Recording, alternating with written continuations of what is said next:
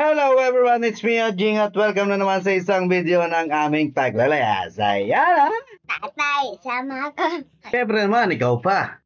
5th day na nga pala ng road trip namin dito sa North Luzon at nandito na kami sa province ng Ifugao. Sobrang aga nga namin umalis ng Kawayan Isabela ay nadaanan na namin ang Naumag Falls at ang Kohang View Deck dito sa Mayuyao. Ngayon naman ay pupunta tayo ng Batad Rice Terraces doon sa Banawe. Simula na pumasok kami ng province na Ifugao ay nagsimula na rin yung matatarik at palikulikong karsada.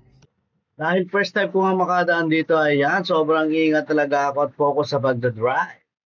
Halos lahat kasi na nadaanan kong karsada ay inukit lang sa bundok.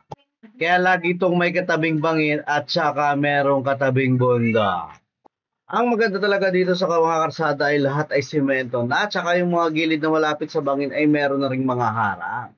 Kailangan lang natin magdahan-dahan at maging alerto doon sa mga biglang liko na hindi kita ang kasalubong. Kaya sobrang nakaka-challenge talaga mag-drive dito sa Ifugao at sa ibang parte ng Cordillera.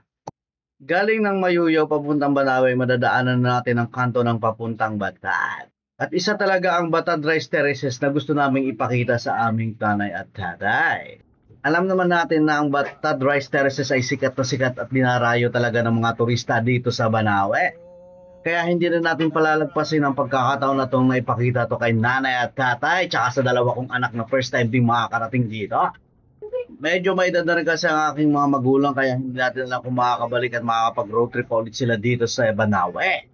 Kaya pagdating dito sa babae, naghanap na kami ng aming mapaparadahan. Galing kasi dito ay kailangan pa nating maglakad papunta dun sa may view para makita talaga ang Batad Rice Terraces. Sinagad ko na nga pala ang pagparking dito sa dulo ng karsada para mabawasan naman yung lalakarin ng nanay at tatay ka. Tanghali na nga kami dumating dyan kaya medyo mainit na ang aming paglalakad. Buti na lang isa may bungad lang mainit at sa ibang parte naman ay meron ng puno para maliliman ang mga daanan. Ang plano namin ay tumambay lang sa isang restaurant na kita na ang Batad Rice Terraces.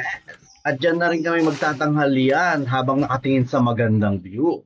Sabi nga ng kapatid ko ay dito kami pumunta sa restaurant nila ate. Nakalimutan ko na nga yung pangalan ng restaurant nila pero dito kitang-kita mo ang magandang view ng Batad Rice Terraces. Habang nag-aantay kami ng aming tanghalian, ayan, ine-enjoy na lang namin yung magandang view at ang moment na to. Habang nakatambay, ine-enjoy ko na lang ang view ng Batad Rice Terraces. Hindi ko naman first time dito pero manghang-mangha pa rin talaga ako sa view. Ito na nga pala yung pang-apat na beses na makarating ako dito. Pero every time na makikita ko ang Rice Terraces ay parang first time pa rin.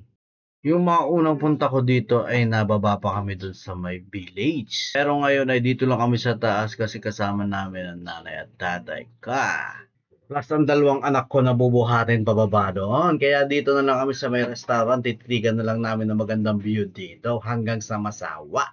Oops, parang mahaba na yung video ko dito. Hindi kasi kami makaalis, nakain pa yung anak ko.